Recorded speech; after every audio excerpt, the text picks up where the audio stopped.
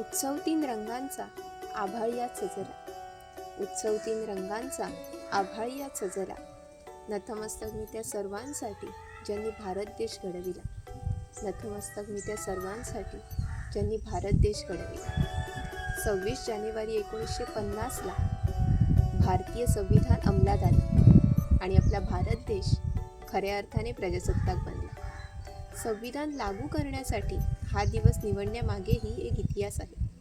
26 जानेवारी 1930 रोजी भारतीय राष्ट्रीय काँग्रेसने पूर्ण स्वातंत्र्याचा निर्धार केला होता आणि या ऐतिहासिक घटनेला मान देत 26 जानेवारी हा दिवस निवडण्यात आला आणि भारतीय लोकशाहीच्या सन्मानासाठी हा दिवस पूर्ण देशभरात साजरा केला जातो.